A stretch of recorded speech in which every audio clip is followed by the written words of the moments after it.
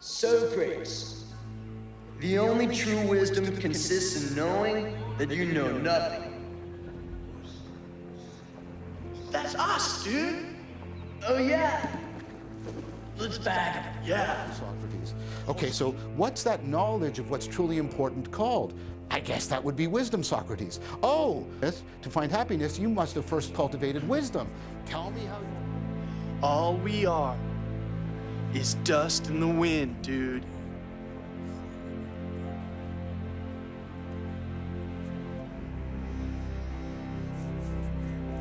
Dust. Wind. Dude. How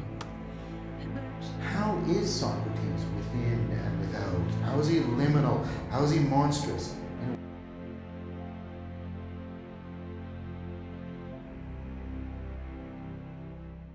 All right, let me say this.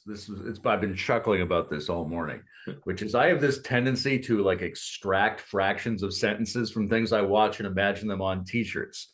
Like in the Star Wars sequel trilogy, which has its problems, there's a moment where C-3PO steps in front of Han Solo and says, "It's me, C-3PO. You probably don't recognize me because of my red arm." And I thought that would look good on a shirt. I would wear that.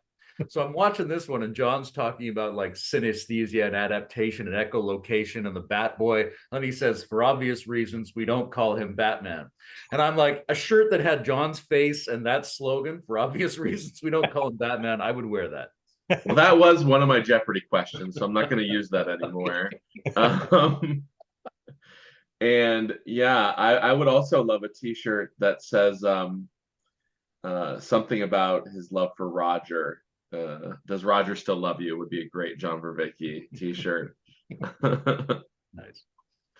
Well, cool. So I have a couple Jeopardy questions. There's that we can just kind of jump into things. Did you have any other jokes, Bruce? It's always fun to laugh before we cry. Before we cry. No, I'm fine. I'm good. Sweet. Yeah, go ahead and expose our ignorance, Robert. It's learned. So this is monological, computational, monoepistemic, monophasic, and monadic. What is modern cognition?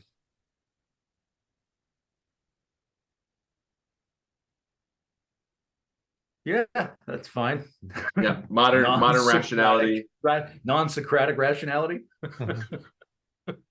So my second one is this is dialogical, polyepistemic, polyphasic, and inheres within a dialogical self. What is Socratic rationality? What is Vervaekean rationality? Yeah, both. Yeah. Yeah, dyadic might be too limited. Maybe we need something like triadic or at least dyadic. Yeah, minimally dyadic. That's right. Definitions or eternal essences, non-spatiotemporal, exists in another world. Space is a reflection of these. Central thing philosopher kings would come to know. What are ideas? Eidos? Right, so this is John's old definition of the forms that he had used in the last episode, or people's common two-world definition of it. This is structural functional organization of the thing, that which binds into a gestalt.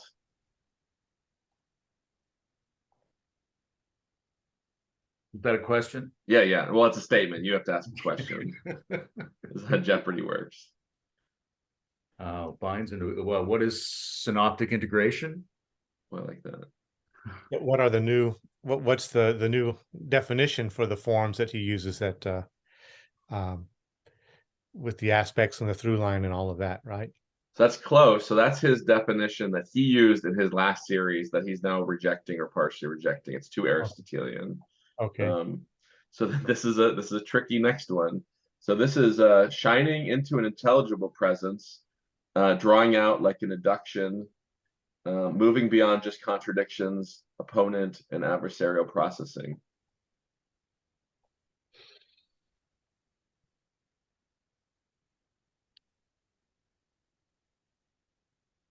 All that is resonating from the last video, but not remembering what concept it connects to. No, that sounds like a description of literally everything John's doing. Right, so that's his new definition of the forms. So we have Okay. the standard Okay. definition, his old definition, and his new definition. Got it. Okay. And yeah, it's really everything in the last episode in some sense. So I think that's great. Well, maybe we'll go on to maybe what's something, Bruce or Layman, that was interesting or jumped out to you from the last videos. Either of them, really.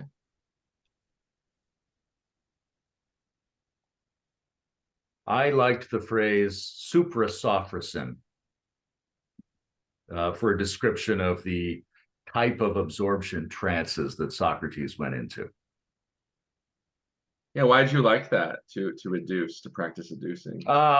Socratic trance has always intrigued me from the stories, and I'm familiar with concentration trances from jhana practice, but also with hypnotic trances. So I'm always curious what kind of absorption state Socrates is going into, and the idea of Sophrosyn, of being like lured by the good. And so some supreme luring of the good that he just couldn't resist just drew him into that trance. That's a very beautiful thing to consider. Yeah, that I liked that part too. Bruce, was there something that shone forth from either of the episodes for you? A lot. Yeah, I really appreciated, I think, watching John articulate on Socratic grounds a vision of the self and a vision of practice and inquiry that is very closely aligned to orientations I think I and Layman and some of our own circle have come to from very different pathways, not really coming out of the same lineage, but arriving at very many similar places with similar landmarks and orientations.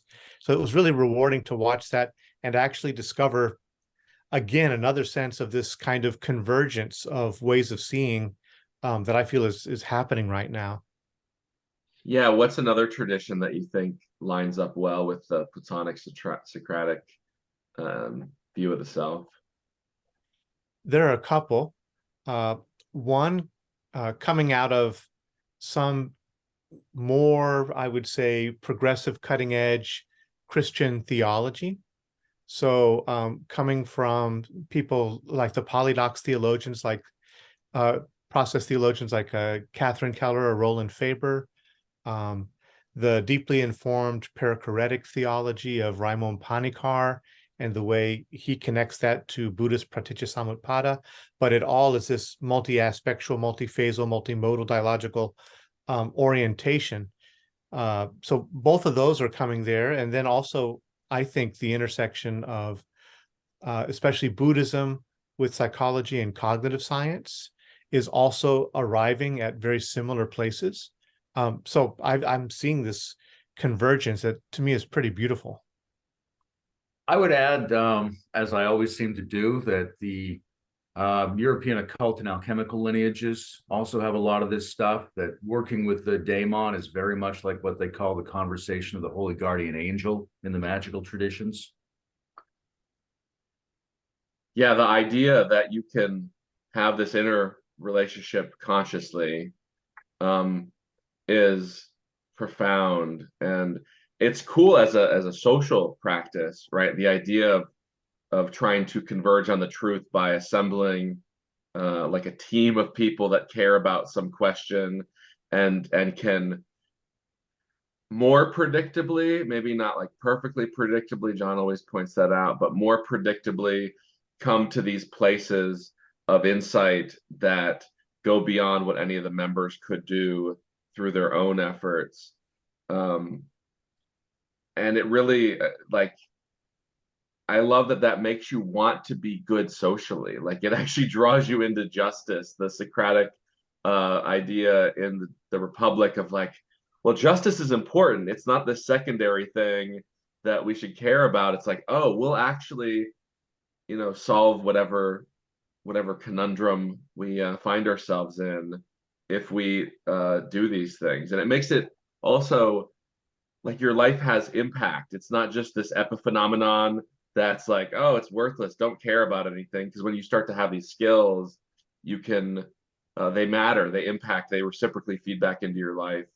So yeah, I love both of And those the points. thought matters as well, because it's true, but it's also easy to dismiss people's cognitive endeavors as being useless, right?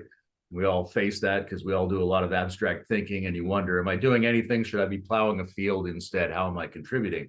But the activity of actually thinking and reasoning, when it's combined with other people, produces an intelligence engine that exceeds the individual's ability to understand. So that can have real power and efficacy in the world. Yeah, and as a species that can create artifacts and processes external that can be bigger to manage than any one person, it actually becomes almost necessary to think that way when you problem solve. And yeah, I study team science, and teams are kind of a theme in the 20th and 21st century that were way smaller in like the origins of cognitive science in those like 20s and 30s, and even reaching back into Wilhelm Wundt. If you know, he's like the first psychology lab in Germany, and it was very individualistic, and like a genius could run a lot, and that model seems to be like where a lot of things are going wrong right now.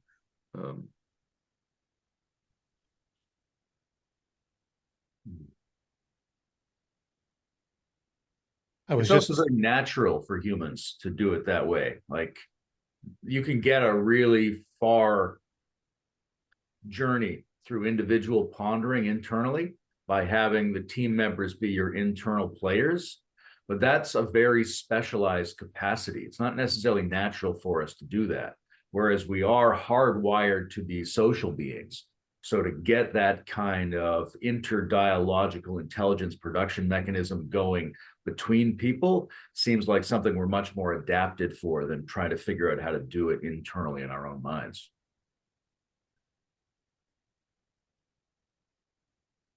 Bruce, you wanted to add something, I think. I was at the moment trying to remember the individual's name, but it did come to me. Tom Atlee. Not sure if you're familiar with him, but he's working on co-intelligence and the different protocols basically for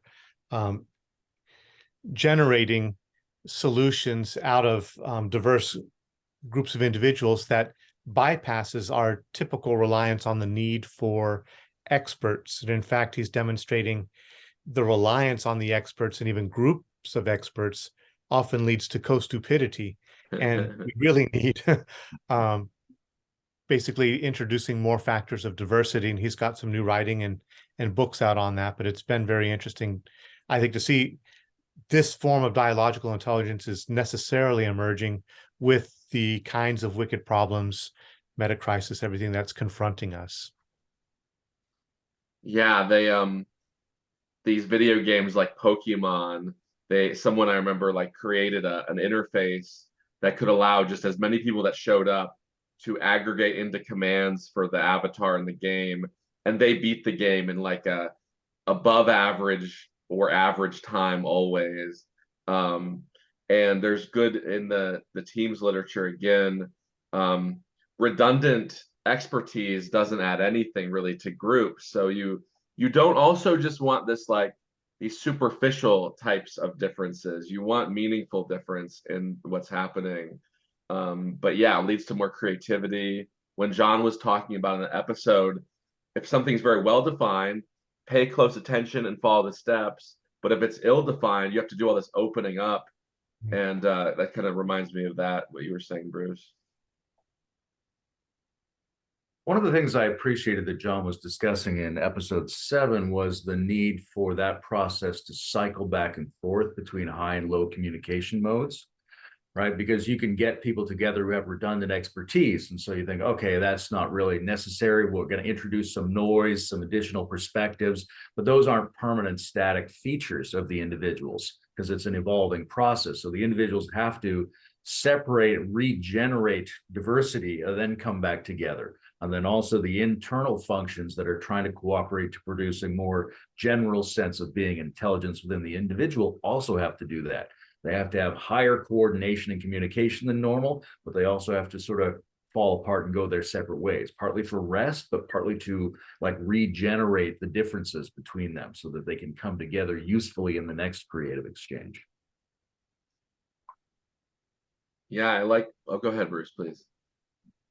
Just was recalling, I can't remember his first name, something Shapiro. I think he did something on character styles years ago, but he was looking at the modes of attention that we deploy. And, John did such a beautiful description of the opponent processing and the need to move back and forth. And of course, McGilchrist is looking at those kinds of things also. But a long time ago, Shapiro was talking about different characterological styles and their modes of attention.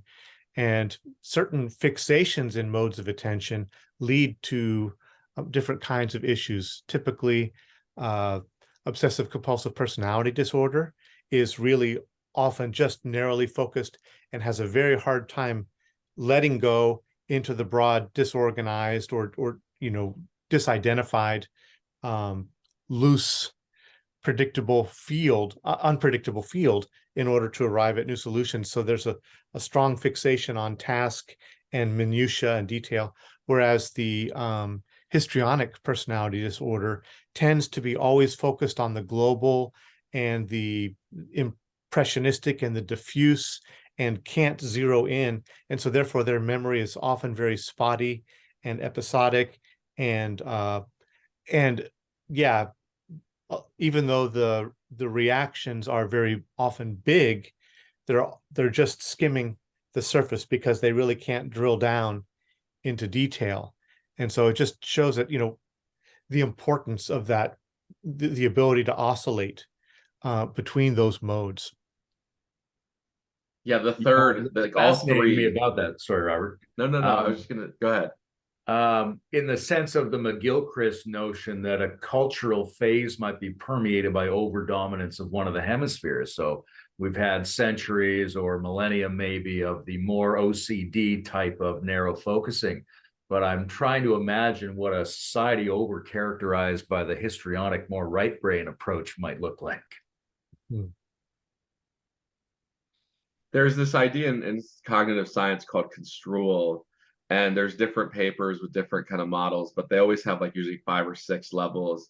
And if you're changing a light bulb, right, you want to be at that very detail focused, embodied sensory motor loop level. You don't want to go like, what is the meaning of light? Oh, this light bulb, what will it do for society? And you also don't want to get stuck at that when you are pondering, if I'm a leader, how should I help run my company or my society? And that flexibility, like I heard John talk about, instead of like the bidirectional or opponent processing, like a multi-opponent processing. So there's many, and then they're trying to come together. And then that kind of third capacity of meta awareness to go, oh, I'm being too fixated, or I'm being too flowy, and trying to get that Merleau-Ponty optimal grip, moment to moment to moment, or context to context to context, is like something that can, like, practices and awareness can really, I think, help.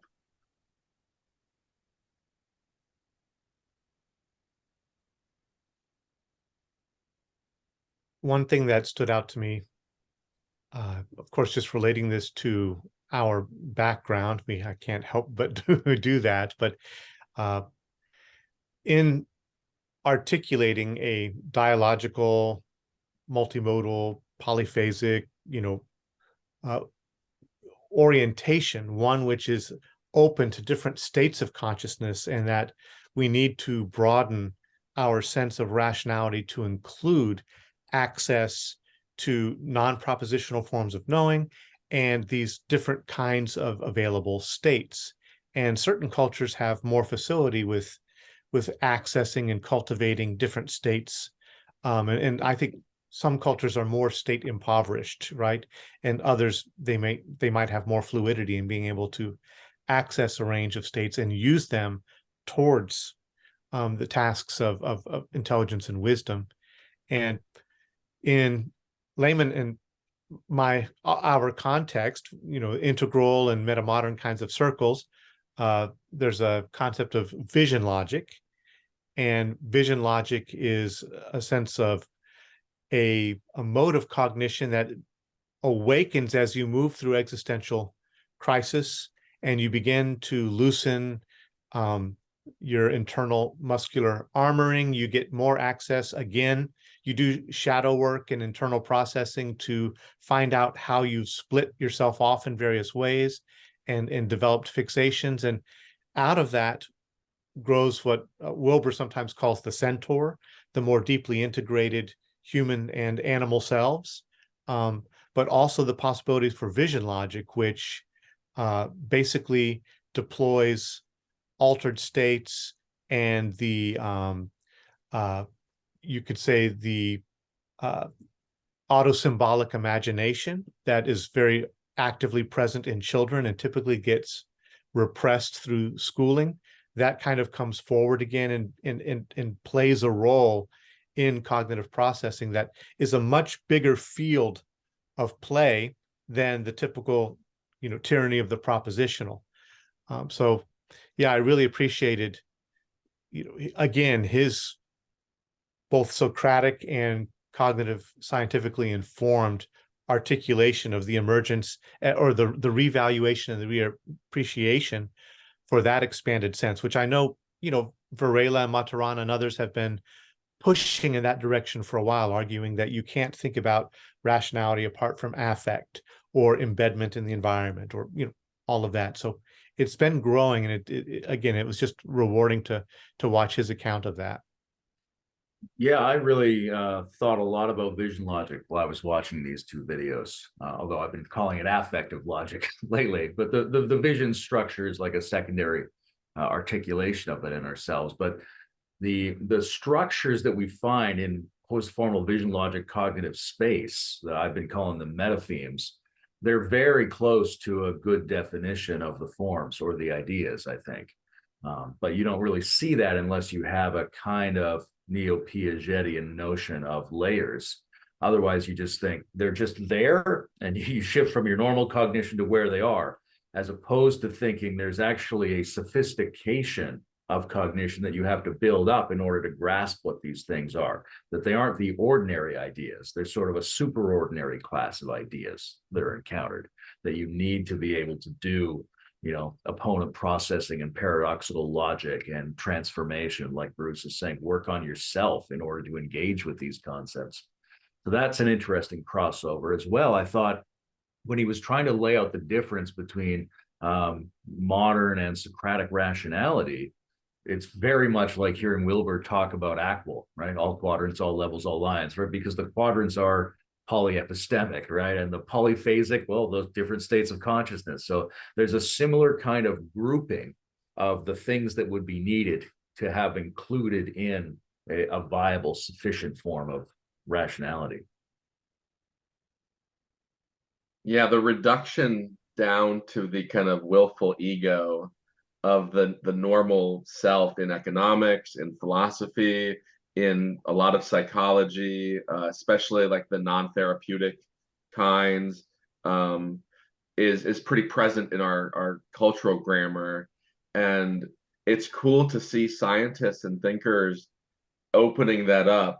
And I love, Layman, you're very good at talking about that ambiguity between like mystical at one mint and a weird mystic quest experience and everyday consciousness and all of these things.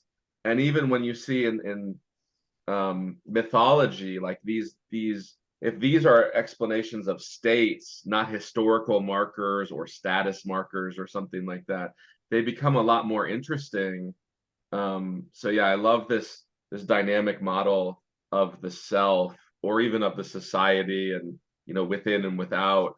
And when you could start to be conscious of these things, or not superstitious, even, like both of those kind of are cool ways to access kind of knowledge and appreciate the multi-aspectuality of life in a richer way.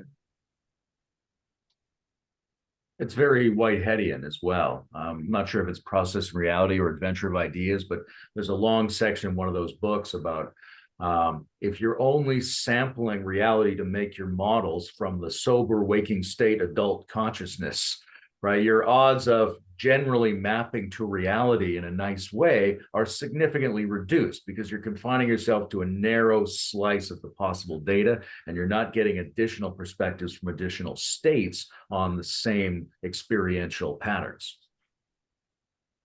Like if you don't know if a volcano just erupted and you see some like man or woman run by in a panic state, you could label them irrational, or they might be the wisest person in your field of information, right? It's like the framing of that is so powerful. And what you said, Bruce, too, is actually like very phenomenologically true when you were saying like once people grow into their adult kind of selves, as soon as you start seeing kids turn on their semantic memory, and they often lose touch with that more symbolic, creative, underlying structure. And I thought it was really cool that John was saying, like, when I say visual or image, I really mean a lot of things. I'm not just saying the visual field.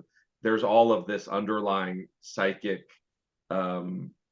processes and content happening in visual understanding. In speaking about the different kinds of convergences, I was also throughout, I think, episode 7, really thinking a lot about Peter Sloterdijk and his work on a couple levels. I don't know, for people who aren't familiar, he's a well-known German philosopher, considered one of the leading philosophers in Germany right now, kind of a media theorist, but he has a huge range of subjects that he explores. But he's got a series called the Spheres Trilogy: Bubbles and Globes and Foams. And Bubbles is looking at this new, or he's trying to make a case for thinking of the self in plural form always from the outset, that self is even primordially dyadic or more. And he makes different cases for womb experience, but he does a whole kind of historical genealogy of senses of the self and the sense of a participatory self, and tries to I guess discredit the sense that we all exist as like lone subjects inside a bubble, but that within the bubble's field it's at least dyadic and dialogical and or more. And he goes through a history of different kinds of relationships that display the generativity and the self-forming processes that happen only through relationship. So of course he's repeating what's been done through psychoanalysis into object-oriented, and I mean object relational, and so intersubjective therapy and all of that. But one of the arguments that he makes that I think is pretty interesting is that our images of God can be seen as instaurations or inventio, processes of both discovery and uncovering, and invention, both uncovering and invention. Or you could see them as rehearsals for our own future modes of subjectivity. And he goes through again a lineage of these kinds of things, but just thinking about the Christian conception of the Trinity as a multiplicity that is one and yet is irreducible and is basically in parachoretic, co-determining relationship, that we're growing a sense of self that mirrors now parachoretic dynamics of the circumcision of the persons of the Trinity. We're beginning to see ourselves in that dynamic, interrelated way, and even begin to relate to the world. So anyway, there's an articulation that our God images, or the sense of God as being the circle whose circumference is nowhere and the center is everywhere. that that led to kind of the sense of the modern self, of the ego as center of the world, that with the world horizons receding around every single individual, sacred individual, right? But then now he's arguing it's progressing more into a perichoretic, circumventional, multimodal, multiphasic, dialogical sense of self and being. Yeah, I would just add, and that's how I think about it generally myself. Even in spiritual practice, I base that on a psychology of the plurality of the psyche in terms of a variety of different factors.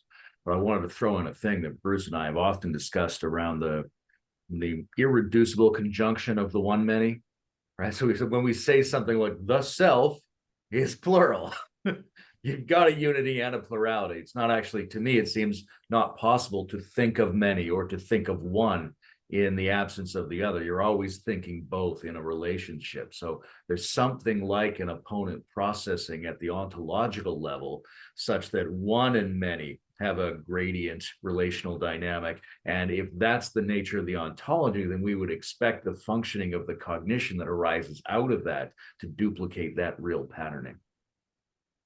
Yeah, the Alicia Hararo's book on system dynamics talks about this in less mythopoetic, yet still pretty grounded and dynamic language.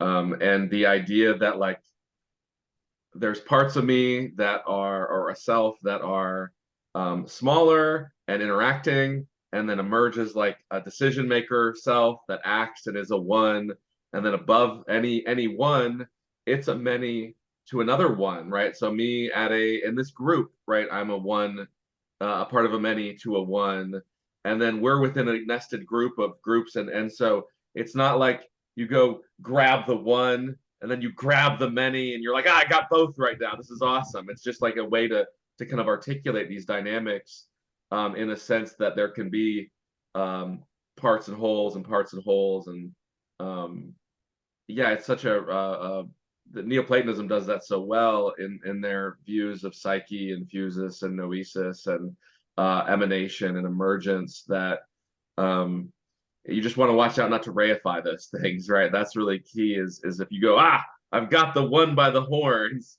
then you probably are making a reification mistake. And I also, Bruce, had that thought when I was watching this episode of like, oh, he's talking about God and mind wandering. Like all of these things are, that's kind of wandering the desert even, right? Like they don't plan the desert, they wander in it and find things. So it's really cool that our evolving nervous system is trying to fit the patterns that are like macro patterns and are these what does John say, scale invariant patterns that can exist at all these different spots and levels. Shamanism, as it usually does, came up for me while I was watching some of this stuff, and I was thinking about my experience going into and evoking hypnotherapeutic trances in people, and how a good model for that is something like a McGill-Christ brain hemisphere exchange, because trance is a little bit like a readjustment interface between the two hemispheres. You're always, in inductions, you're always drawing the specified framing focus toward an unspecified significance. You're getting these two sides together and you're inducing this state that may well have been more or less the normal waking state for many of our ancestors, but is certainly the state that's evoked through a lot of shamanic practice. And so while I was thinking about that, John began to discuss Socrates' admission of being a seer. And I thought, I wonder if shaman would be an equally good word in that context, because the discussion is, from Phaedrus, he tells of feeling a sign, and then he thinks he hears a voice coming from this very spot, is the phrase. Now, John doesn't go into that too much. And in our first episode, I pointed out that place and ecology maybe isn't being emphasized enough in this series, but there's a sense in which there's a topos-centric imaginal sourcing of the ritual gesture that he then performs. He's not just accessing the daemon in a void, he's accessing it for himself as if it comes out of a unique spot in the ecological surround. That to me is very shamanic. Yeah, the brain structures that map or notice is probably a better word, things not relevant to self that are in existence, that kind of, and in Jungian work and in imaginal work, there's these two women at the Stoa, Nancy and Luea, who do this very place-centric imaginal work. And I've seen it in both myself, but in others. It's really cool to see people imaginally interact with trees and then have epiphanies or notice different things or reframe, maybe to use John's language, how they're relating to the world and how the world is showing up to them. And yeah, we're so egocentric as a culture that we're just like, place. No, this is a place for my wishes, and I'm gonna turn it all into stuff. If I could make the whole planet like a Slurpee machine that flies around, I would do that today. Yeah. Do you have more to say about that, Layman? The topological self? No, only that it's worth taking that very seriously, and that there's a danger in having discussions about how the individual human cognition functions and socially in mutual cognition with others that comes out of a notion of the Athenian city-state. There's a danger in all of that of forgetting the wilderness, forgetting the landscape, which is the primary source and arena for human developmental and spiritual practice going back hundreds of thousands of years, and not just the relatively recent period in which we've had cities and discussions and writing and official philosophy and things like that. Do either of you recall that book, A Story Waiting to Pierce You? No. By Peter Kingsley. He's an Oxford scholar, and he did a really deep dive to unearth what he believes is a generative encounter of Pythagoras with a Mongolian shaman that helped to actually inform some of what unfolded in Greece. But it was through this shaman who actually was wandering around a territory to sanctify it and holding out this rod ahead of him and walking in trance state while holding this stick to demarcate a region and sanctify it. And on his circumambulation of that territory, he encountered Pythagoras, and there was a exchange between them, which there are some fragments of that encounter. And so he argues that our separation of the Greek city-state urban philosophy and the shamanic is an artificial one. And actually, there was a much closer interface historically than we've acknowledged. That's very Nietzschean as well, right? In The Birth of Tragedy from the Spirit of Music, he's largely arguing that the cultural vitality of the Greeks came from a kind of right-left hemispheric balance that was generated by an encounter with shamanism-derived traditions from the East, intersecting with the Hellenic peoples and creating this embodied quasi-philosophical, quasi-shamanic ritual culture of which Socrates is the descendant and inheritor rather than the originator, and that it takes place very much in particular ecological circumstances, right? Dionysus means like the spirit of the woods. They would go to places to have these experiences with each other because it was largely derived from a contact between the thought traditions of the Mediterranean and some of the shamanic practice traditions of the Mideast and Far East. Oh, that's awesome. Yeah, the potential for these cultures to be interacting so much more than like is taught in the average history class or humanities class. And Pythagoras is one of the most curious people in history, in that he was really going to other cultures saying like, show me, I want to learn magic here, I want to learn dancing here, I want to learn philosophy. Oh, what kind of trades and crafts do you know? It's really, he's remarkably multi-apt and multi-curious, just like a genius, the way Plato gets described or Einstein gets described as a genius. Like he was clearly and he had the discipline, right? Like he also had silence practices. He had a lot of ritual. Like if you oversimplify him to like a math person or a geometry person, there's so much richness in what he was doing. And a lot of what you two were saying too reminds me of like alchemy. Alchemy is very elemental and symbolic in a sense that it's not just trying to be a political agent or a philosophical agent.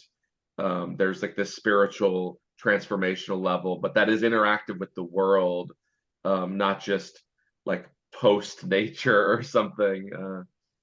Yeah, that's excellent.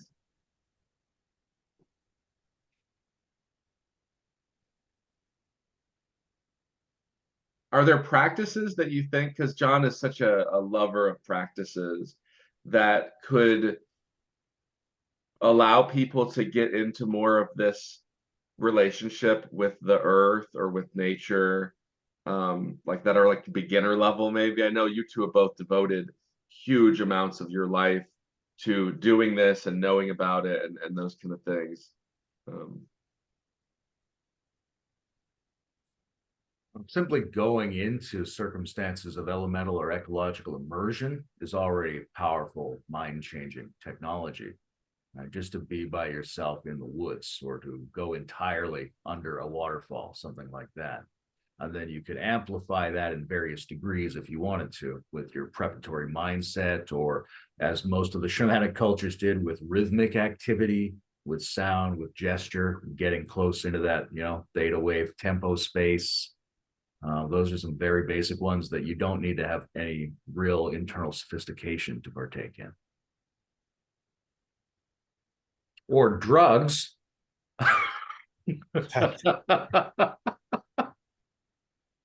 Yeah, like stuff that's like healthy for the brain all the time, because the drug answer, I'm very cautious of that as a solution to these kind of lacks in our current culture.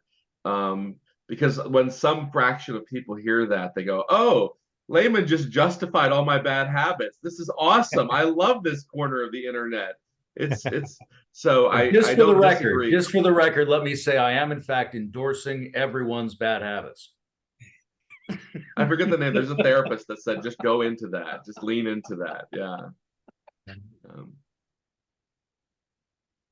I teach a class on living systems theory, and I think next week we're doing a little ritual together in the class where it's called a Council of All Beings exercise. And I think I talked to John about that before, but basically it comes from Joanna Macy and John Seed, ecological thinkers and philosophers and activists.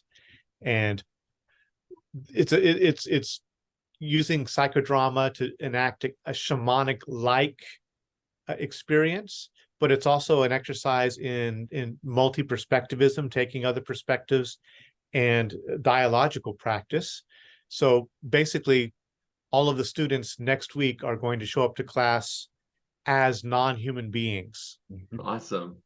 And we're going to meet in a circle, and everybody has to represent what is the life world of their chosen organism like, what are its challenges, what are the gifts of the species, what kind of message would they give to humanity about the impact of our way of life on their, ecological niche. And, so it's an interesting exercise where everybody takes multiple perspectives. And I've done it in long, intensive retreat environments where you can expect it to be pretty powerful. But even in a classroom, there've been actually some pretty powerful moments and epiphanies coming through people as they really step out of themselves and begin to hear this chorus of non-human voices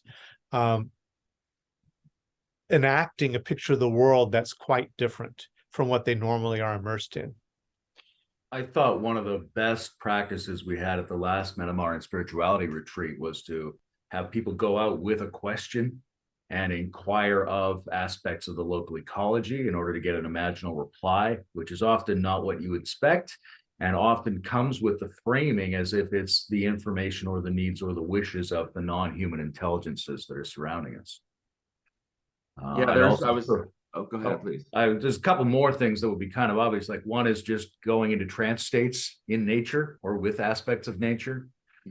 Various ways to do that. You can shift back and forth between the very specified focus and the completely unspecified focus, which is really what counting down from 10 to 1 does, right? That's a very specified focus, but you're going toward what? A completely unspecified significance. So you're negotiating between the frame and the unframed in those moments.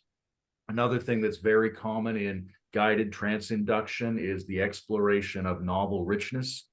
You ask someone to, like, you're in a field and you look around and you see this tree, and then what's its bark like and how does it feel? And they're unfolding a different part of their psyche, but you can do that in an enacted way in the actual forest, right? If you are looking for the birds or looking for the fungus or going up to the tree, touch it, smell it, nibble the leaves, all that kind of stuff, increases the depth of your consciousness into that space and makes it more likely that you're going to enact something like a dialogical wisdom production with an ecological frame.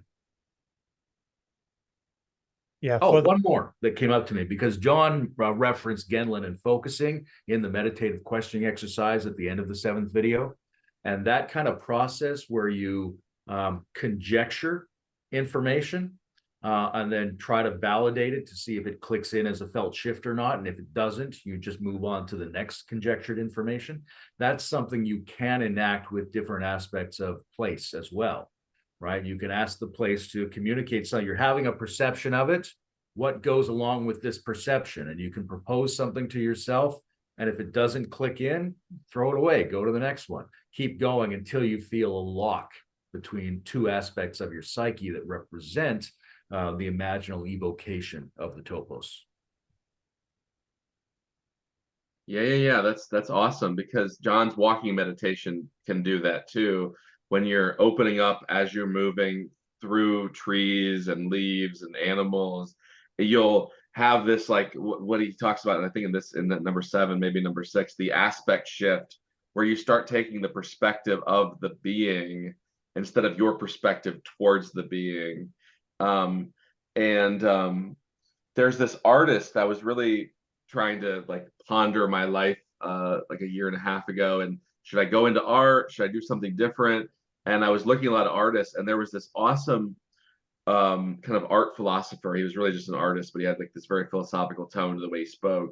And he was saying, like, if you're a painter, you have to like come up with something and then put it on the page, but when you're a photographer, you're trying to find beauty out in the world. And I did that, and it was like, oh, it takes all this pressure off me to be technically good, and it puts me in this very curious, like, oh, there's beauty, oh, there it is. And all of a sudden you're just outside of yourself in these flow states, interacting with reality, not trying to come up with a cool image to impose upon a blank space.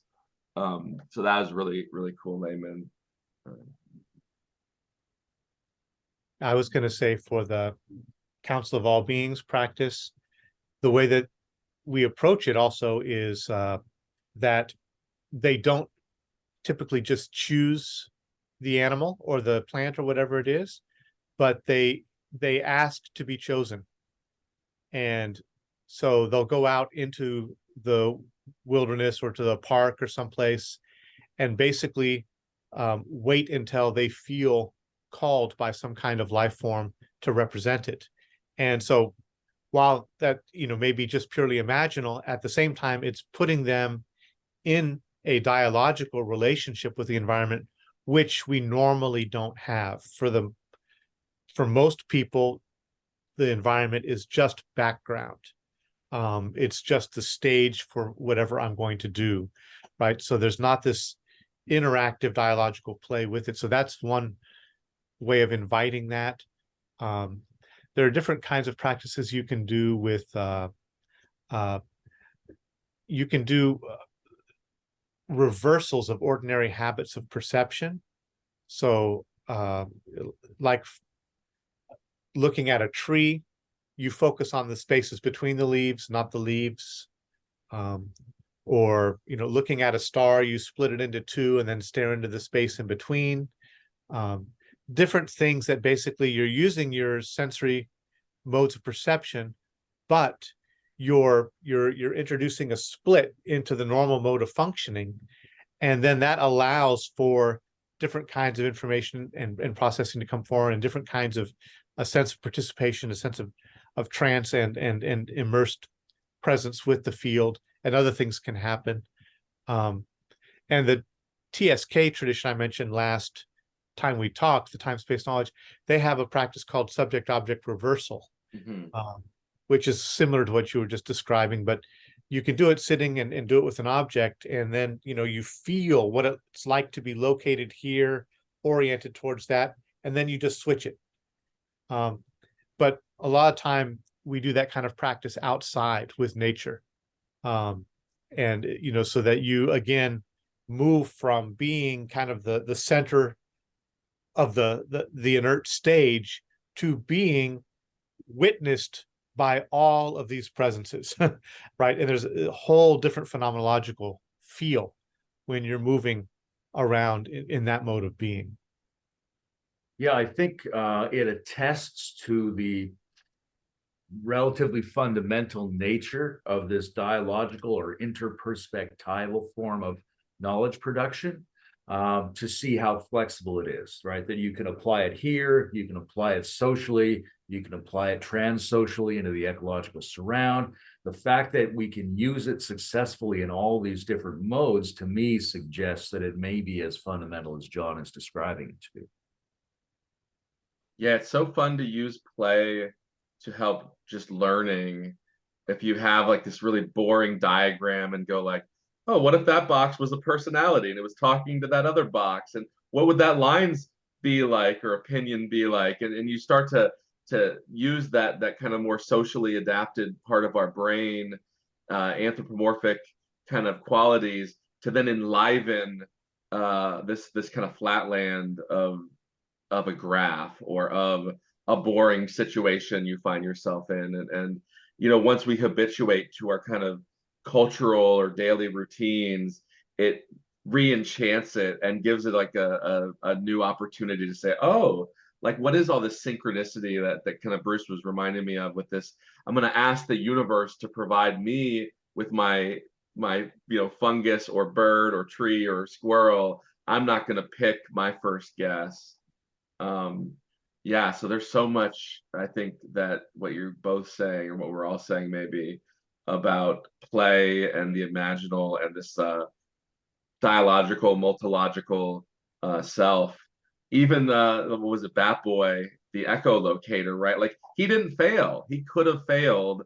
And in fact, like, people ride bikes like that. I had a cognitive science teacher one time have a student spin him around, and then he used echolocation to get to a wall. He got like within inches of the wall.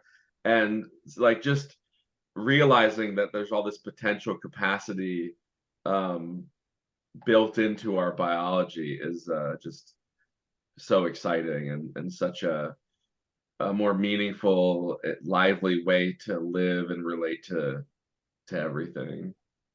My t-shirt for today is a picture of Robert's face, and it says, oh, what if that box was a personality? That's the slogan. I would wear that. That sounds like part of the Lectio Divina that John was describing too. You listen for that phrase that just leaps out, and then you ponder with it for a while. And we've talked a lot about episode 7, probably because it's most fresh for us. From episode 6 and the focus on the good and the play of the aspects, I know we're almost at our time, but I was just interested in that discussion where he was, talking about moving away from thing thinking, right, and into a different way of engaging with reality. And so looking at the different aspects that present themselves in perception, that we never see more than one at once, or we might see a couple, but we'll never see the full picture of whatever it is. But there's a through line, and it's not a thing, and that through line is the good, right? He was arguing, in a sense, that's not his only, that's not the fullness of what he was talking about, but that element was interesting to me in terms of, well, for you, what is the through line? I'll say that for me, there are a couple ways to think about it, but one way I was maybe very obviously thinking about it in terms of like the parts of speech that I like to think about in terms of informing our ways of being and experiencing and interpreting the world. The aspectual is kind of like the adjectival. It could also be the adverbial, but it's the appearing of things. And then there's the through line, which obviously it sounds prepositional, the through, and John even paused at one moment and he said the word towards, and then he said, see, hear that? Towards, so he was feeling these vectors of relation that are the pre-positioning for what will manifest in various coherent ways. So there, to me, it's pointing to an intuition of a deep, fundamental relationality that assures at least the potential for the coherent togetherness of things. It doesn't mean that everything always coheres and that we never make errors in perception, but that there is that assurance of that deep relatedness. In Wilber's terms, I could even think of the four lines, the two lines of the quadrants, as kind of the assurance that there is this togetherness that makes science work, that helps perception be reliable enough. That is, you could say the non-ethical good that he was describing in that episode. There's a deep relationship between the adverbial and the adjectival implied in that, right? So I'm thinking of it, and I'm looking at it, but what I'm looking at is a prepositional stance that allows an adverbial activity, which is producing intelligibility in the moment. Right. So the promise is always being kept because that's what it's doing, but it does it as if it's moving toward the adjective quality of the good or the true or the beautiful or the just. So to think maybe of the adjectival as a built-in aspect of the structure of the adverbial, like the orienting reflection within the adverbial, that's intriguing. Yeah, I have a couple thoughts. I think of like the moreness into suchness and the suchness into moreness. That always keeps happening. You can always just kind of slow down and notice the shining of any beings in your presence or yourself or whatever. But then also from that place, you can always see, like John talks about, the melody, the harmony. It's happening transtemporally, across events. It's happening across stages of our life, right? Like our childhood is not irrelevant. We emerged from it. It's not just this disjunct, separate thing, but it's also, we're not in it still. So the fact that we can kind of keep doing that, John's prajna practice is so cool because you can focus on the kind of things at your level, or like focus on the whole and then the part, and the whole and then the part, or the body and the mind, the body and the mind. Then all of a sudden, like poosh, you both of those integrate in their differentiation into a whole different capacity, and that itself is bottomless or like unending. So the through line to me, a lot of times, just when you're kind of coming to a correct insight or realization, that can be a through line, or you're doing it as a group and you see the through line of what everyone is saying. And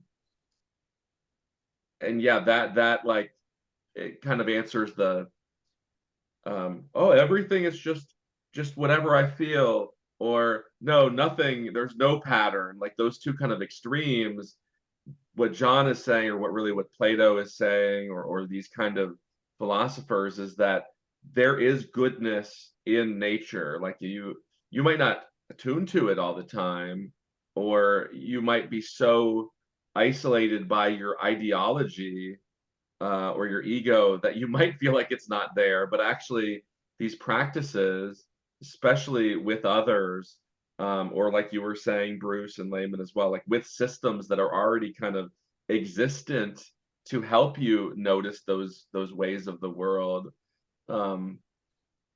Yeah, I would call that good too. I think if I was to have to put a word on that, it's pretty awesome that there is a non-cultural moreness and suchness to reality.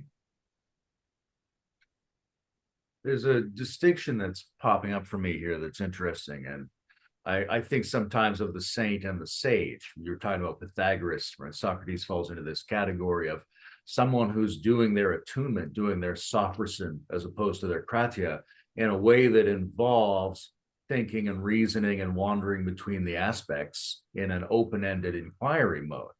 So that produces a certain kind of outcome. Now, there's another tradition of contemplative sophrosyn where you say just produce a number of thoughts of the good, and you're not interested in those thoughts. You're interested just in stimulating the feeling of the good.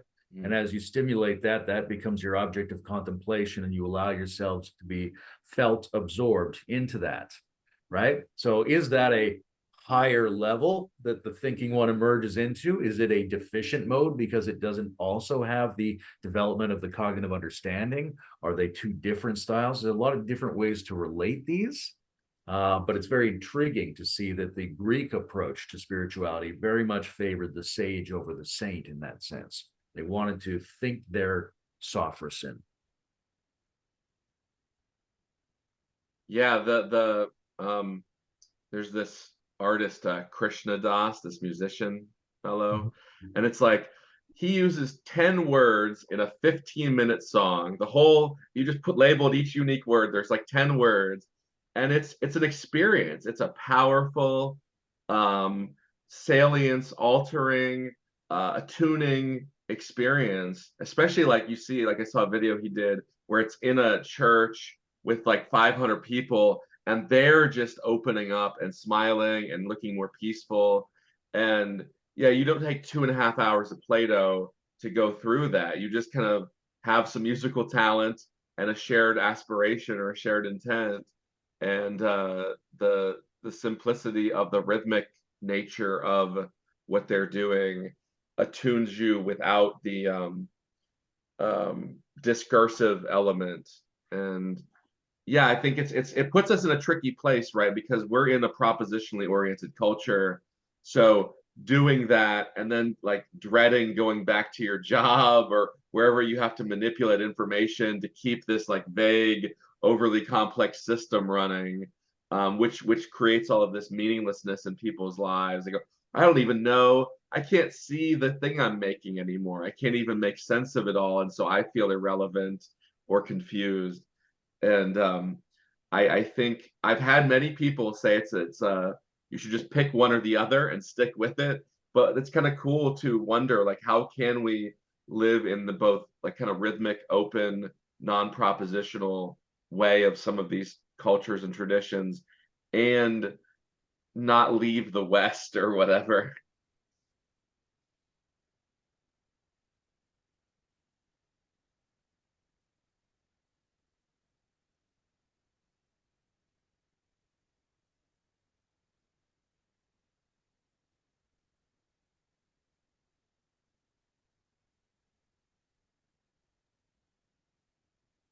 And I think there is a alchemy, I think, helps with this.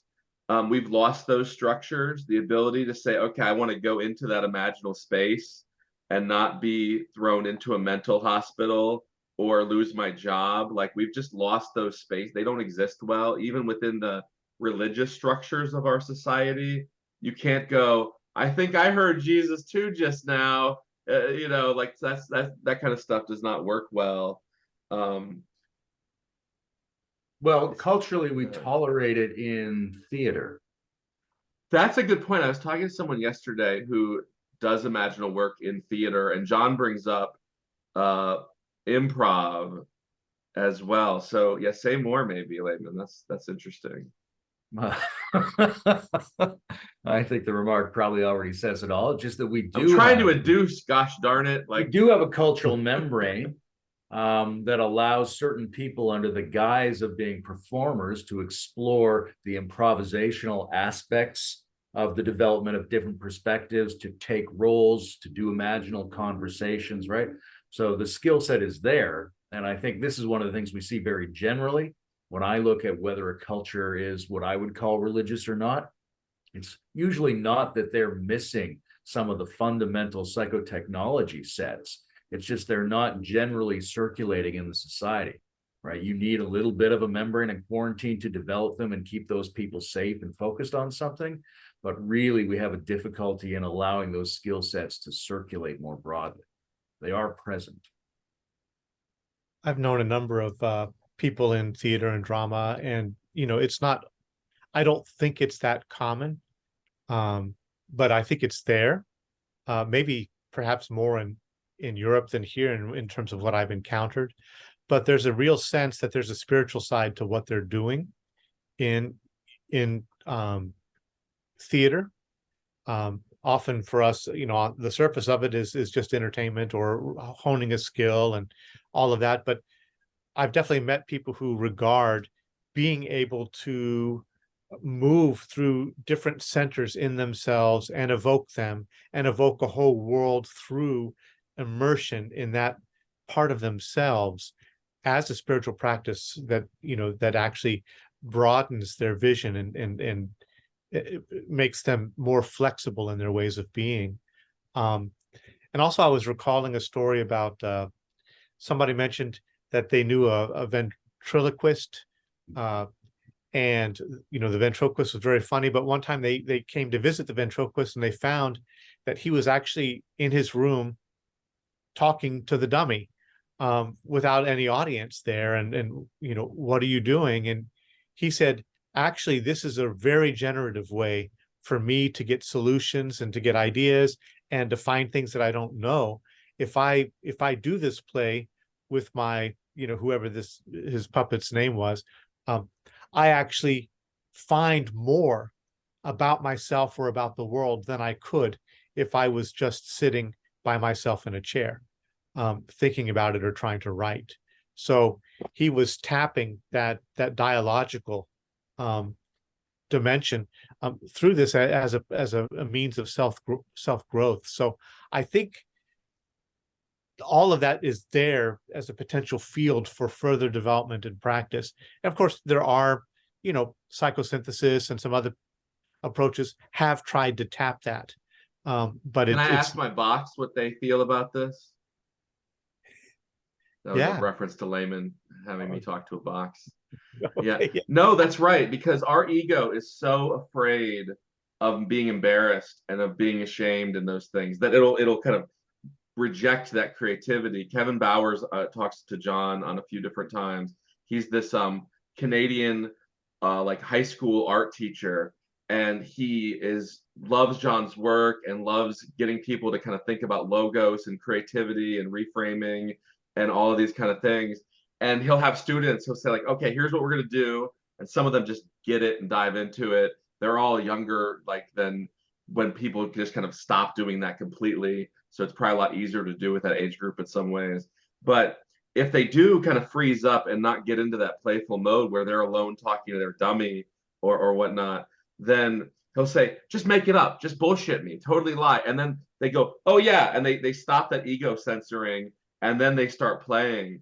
And then that creativity, that like John says, that second or third person view outside of the first person opens up, and then they get to be aware of it. It's like their ego just disappears completely. Like they get to be aware of it and then reintegrate that. And he has all these activities to try and do that. And yeah, that's excellent. The capacity, I mean, that's what the diamond kind of is in the Jungian sense, is our ego kind of says like, oh, don't do that, don't try that, don't do that, you're this. And then all of a sudden you can say, oh no, I have this wild part of myself that I'm not self-censoring. And it might even be at a different spot in the brain, like a second personality in the brain. And you're going like, oh, let's talk to that. Like Marie von Franz she said she didn't make decisions without first consulting her diamond. And she's one of the most brilliant people to live in the last 100 years. And do either of you do any of those kind of imaginal works in that capacity? Sounds like Bruce, you have practices like that for sure. Yeah, I do, for especially in, within Tibetan tradition. But also, yeah, working with the Yidam, is an imaginal being that you interact with. But also, one of the TSK practices that I've really enjoyed is to inhabit your thought space as if it were a stage with players on it. And you allow ordinary thought to run, but as thoughts arise,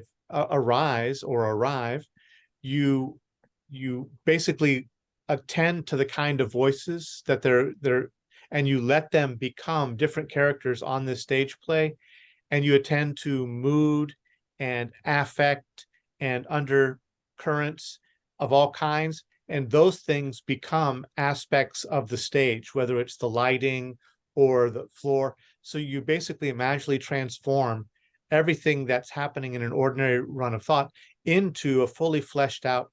And it sounds like maybe that's hard to do, or it actually is surprisingly easy to let all of those things take that form. And I think in part that's what we're doing with dreaming anyway. But yeah, so you can have a very participatory relationship with thought production that allows you to see its ongoing, multidimensionality and creative interplay.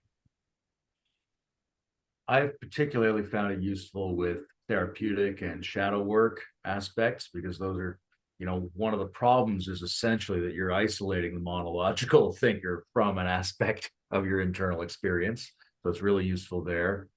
I find practices like that very useful in decision making. There's a sort of internal conversation style that allows you to come to a higher order resolution that you're then just existentially comfortable with after the fact, regardless of how it turns out. But there's another way that is important for my general practice. And it comes out of this idea I talk about, the microphenomenology of spirituality is these internal subjectively active subsystems can harmonize and produce a surplus greater than the sum of the parts. And then you have some relationship with that. Maybe you see it as a higher being or a higher self or a strange energy. And if you do this a lot, it can seem like there's a generalized background presence of some kind of coherent intelligence. And then how do you relate to that? One of the ways I relate to that presence is through a dialogue, because when I'm speaking to it in the first person and it's imaginally speaking to me in the first person, it's like we draw closer together. And one of my perverse goals is to let it inhabit this unit. And so we can get more intimacy, we get closer to that permeation by having a conversation together, me and that other thing. A lot of ancient. Oh, go ahead, please. Sorry, no, you go first.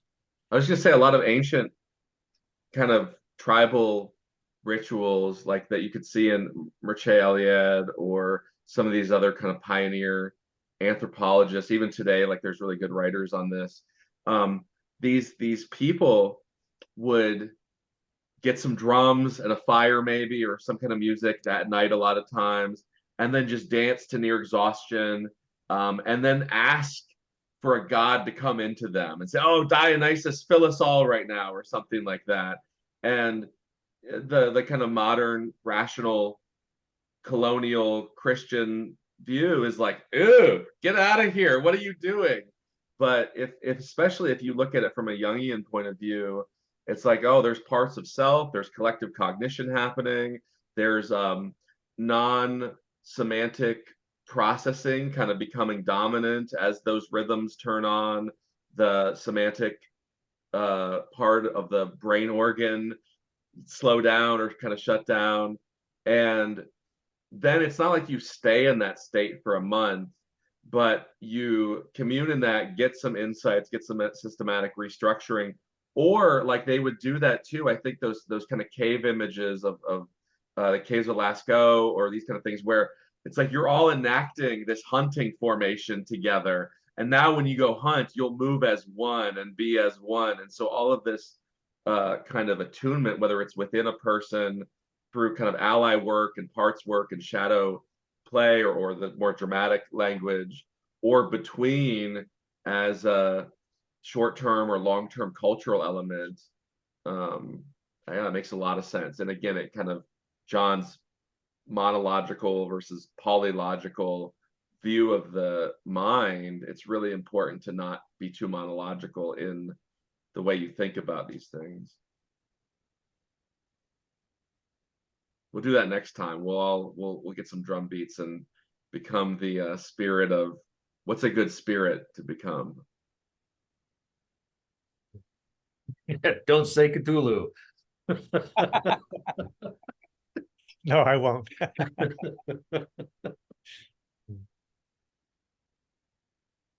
Maybe like a nice flower or something peaceful. We'll start with a really simple, peaceful structure being. Yeah, this is so excellent. I love that John's work can play in these, like the creativity it takes to be a university professor, not even in a religious studies or anthropology department, but in a tier 1, top tier university. His office is next to like these computer science geniuses, these neuroscience mega people, and to be able to kind of think these ways and appreciate Socrates, Plato, shamanism, and yeah, it's just kind of, it's awe-inspiring a little bit. It's I'm feeling poria, I think, just kind of thinking about it. I'd like to put in a good word for kratia, because good, yeah, please. Tendency when we talk about kratia and sophrosyn to be like, well, of course I want to get over that primitive form of struggling against the temptation of the bad and get onto this more sophisticated absorption toward the allure of the good. It sounds wonderful. But when I think of it as an analogy to physical practice, right, there's a lot of great exercise you can do by feeling good, but we also know there's a value to, the surge of the chemistry that comes along with the frustration of a difficult exercise, that the struggle against has specific values when done in intelligent ways. So it's not like we ever get off kratia and get on sophrosyn, like we escape from the conservative into the liberal. They're always going to both be in play, because there are certain strengths and certain tonal qualities and certain forms of understanding that you only get by setting up a discipline and working against something. So they're both in play always, I think. Yeah, and Stoicism, and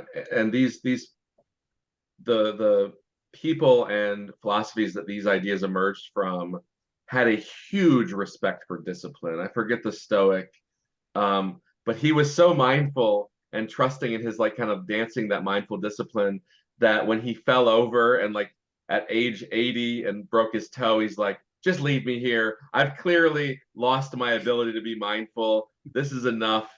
So I think that's really important to remember, that it's not just like this flowy beauty all the time. Effort is not bad, and in fact, it's like balancing those.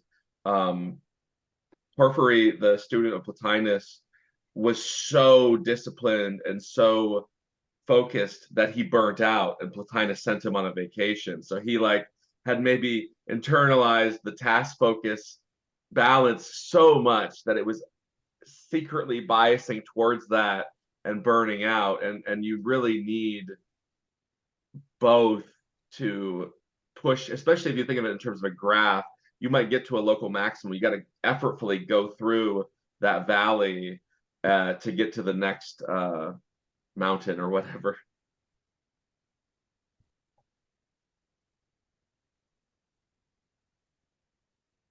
Do you have in your retreats, do you mix like kind of willful, effortful things with playful, more easy things?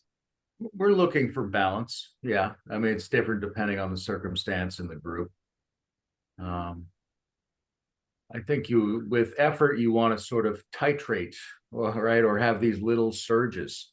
What we know physiologically is that low-level long-term stress is extremely debilitating, but short, intense stresses are extremely productive for the health and well-being of the organism. So I think that's a good general principle, is short periods of struggle and then general background experiences of attunement and flow and things like that. And I'm curious if there's something Bruce didn't say, because after I was talking about dialoguing with that something else, sounded like he had something to say, which we didn't get back to.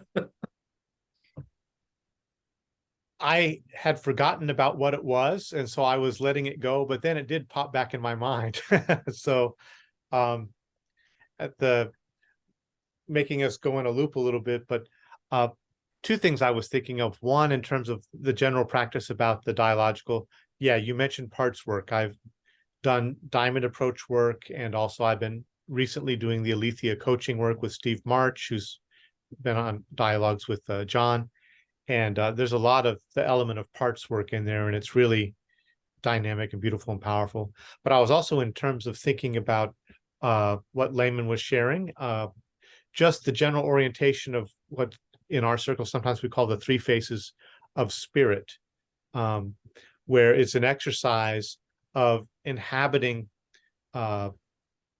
three different perspectives in relationship to the other or the sacred, right? Where one, we're looking at the world in third person and appreciating just its coherence, its beauty, its integrity, the fact of it being there at all, its shiningness. We're relating to that, with awe and appreciation. Then there is the thou, and there's the dialogical, where we're entering into relationship and exploring, mutual implication, mutual influence, modes of participation. And then there's the first person, where it's more of the interjecting, and what you've been appreciating out there and dialoguing with, now you also bring it in and experience it as none other than your own being as it, not about it, not to or with it, but also as it. So you circulate through those kinds of relationships as a form of practice. Yeah, the hesychastic prayer that John teaches does that in different ways. And John Rusin, I don't know if you read his book on bearing witness to epiphany. It's really good, and John's inspired by it. He gets a lot of language from it, and it talks about rhythm, melody, and harmony, and how these different kind of attunements. And he, instead of saying like a very analytical, like inferential language, he uses like epiphanies, so they can be kind of these all at onceness to each of them, and they're not like, oh, I have to think about this and figure that. Like, it's these different ways at looking at these different kind of he calls them temporal aspects. So they're all aspects of temporal ways to look at things or experience things. And yeah, John even says during the meditation, like, oh, this could be jarring. We're about to do something that might feel a little jarring, but then you do that 10 or 20 or 50 times, and it's not as jarring. And then you can kind of inhabit these different ways to relate to reality. And it also like cures depression, because now that you're not like so locked into a very narrow view, you're able to feel like a fullness to life that maybe a depressed person or an anxious person, or you talked about these different like ADD and histrionic kind of thing, like all of those types of people can go, oh wow, I can just take a breath, like reality's not going to fall apart while these different attunements are happening. So yeah, really, You've got a friend in Jesus. Wait, what happened? I just mean there's these colloquial religious phrases we use that suggest that people ought to be comfortable transitioning into some of these different modes, right? And saying something like that, you've got a friend in Jesus, right? This idea, like, there is a thing that counteracts your depression and loneliness, but it might require you to shift into a dialogical mode and back, right? And then that stands in for a greater variety of modes that you might need to shift between in order to be a functional, non-depressed, developing organism. That's what I was thinking of when you said I have a friend in Jesus. Yeah. Yeah, it's cool that you can find this stuff within Christianity as well. And it must have been, and probably still is, beautiful to live that kind of monastic lifestyle in the Middle Ages or in the kind of post-Roman Empire times, when you were able to just notice these rhythms and relate to reality in these immanent and transcendent ways. And you wouldn't need like, how do you feel awe? You just would go, oh no, I understand awe, and that. So cool. Is there anything else from either of the episodes that, like, I know that they are so rich and so much more we could say, but it was really interesting so far. Is there anything else, Bruce? Maybe you can go first, that was salient when you were watching them. Yeah, I appreciated the discussion of the lure of the good, the temptation of the good. I liked that positive use of temptation.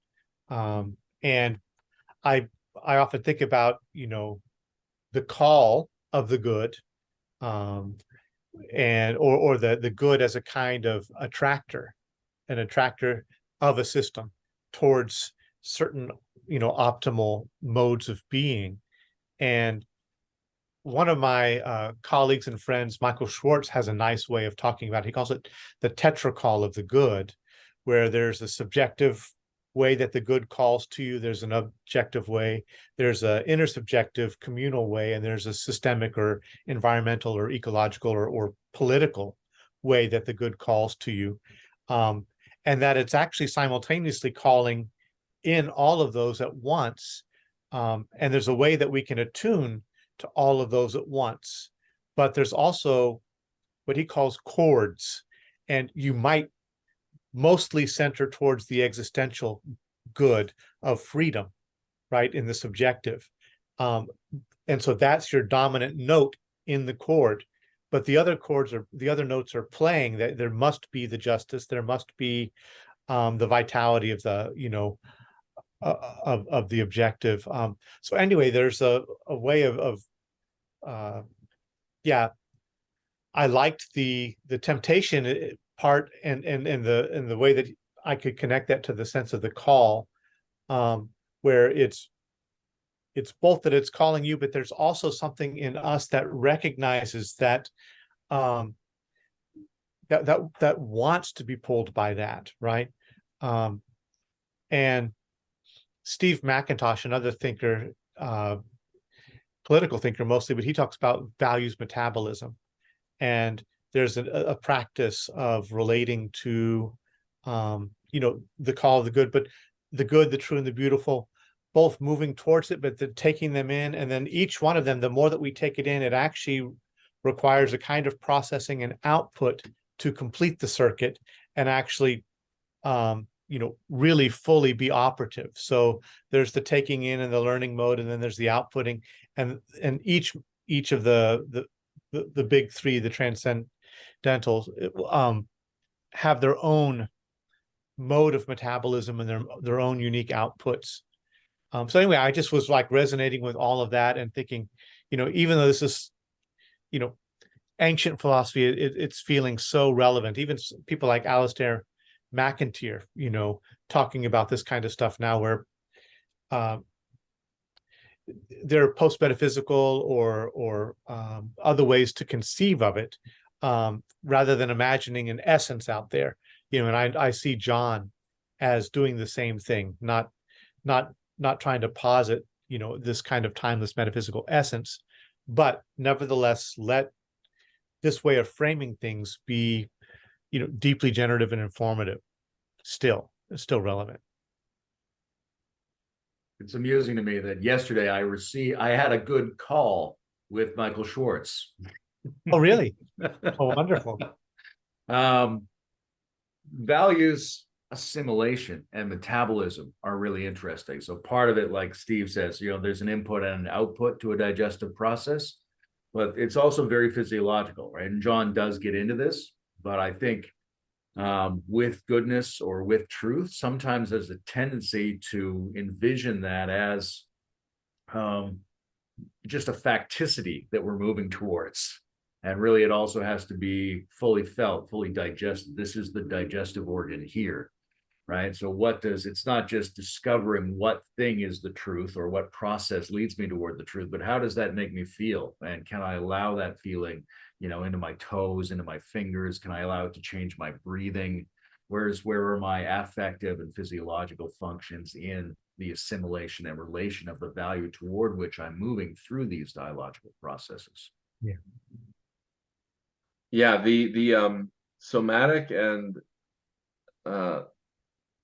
self in like the psychological sense aspects of the good, like the fact that it's everywhere and transcends cultures and systems, and you can kind of find all these people talking about it in their own ways and in different ways, is just astounding. And then I think I'm more impressed sometimes lately by, like you said, Layman, by practices that, oh, it's great, I got this ecstatic feeling or got some clarity on something that's really nice, but also can I, return back to my cave and feel it in my body and integrate it in a way that's not just bizarre and disorganized. And this practice I do on the Stoa is systems constellations, I think it's called, and they have this really cool part where they do all this tapping into the unconscious and the topos, like the world and things like that, but then they always at the end move us back into our bodies, and even like saying our names or just kind of re-identifying in a kind of healthy way with your ego, with your core self. That way you're not just lost in these symbols, lost in this like ethereal place and go, oh yeah, I get what Plato's saying, I just have to have an encounter with Zeus. Then you're like, but wait, now I have to go do my laundry and put away my dishes and talk to somebody. So finding that way, and then it's quicker because then those practices afford you going like, oh, if I notice I'm not very resourceful and I'm a little cloudy about how I'm relating to the world, I can use those practices and then from them bring that back into my soul, to myself, and then act better in the world because of it. So it's seeing all this really good understanding and practices and traditions, ironically brought about by this technology of the internet. Largely these things would be just homed in whoever lived near these genius people. I'd have to meet you in like some Tim Hortons at Thunder Bay, Layman, and go, oh my gosh, tell me more about virtue. But because of the internet, I'm able to just meet you through this medium, and then all these people are growing. Like, it's so exciting to see. And it demystifies in the negative way, decultifies, deguruifies a lot of the stuff too, because then you're going, oh, okay, I really couldn't understand Tibetan shamanism, and I just dove right in and confused myself and then quit 2 years later.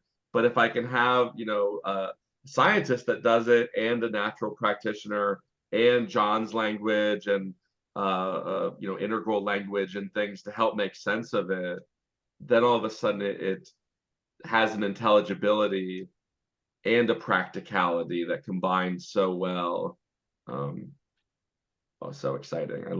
This is only episode 7. There's 18 more insightful generating.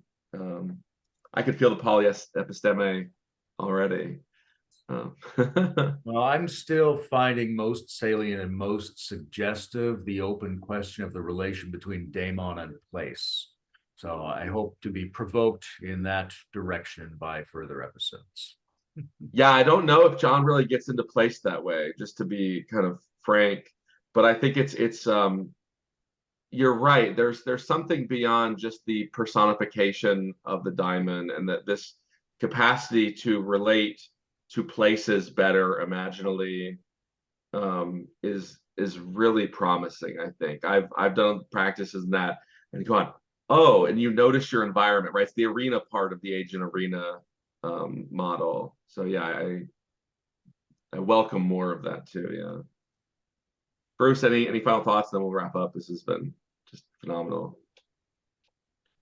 No, I feel a lot of anticipation for where he wants to go next. He's promising, I think, in episode 10 now, kind of bringing it all together, and so I'm looking forward to that. And yeah, I remarked to him and to some friends, some of the ways that he is presenting Neoplatonism may not actually be the self-experience of people in places like, practicing the Golden Dawn and things like that. But he is giving such a coherent voice to it that I really think that, even unintentionally, because he remarked to Layman that he doesn't really look to the occult world and take it very seriously. But I actually think that what he's doing could actually have a little mini Renaissance effect within the occult world, as people really digest how he has integrated these things. Any t-shirts we should make, Layman, and then I'll stop the video. No, I'm just gonna get that one of your face and thinking of a box as a personality. Excellent. So good.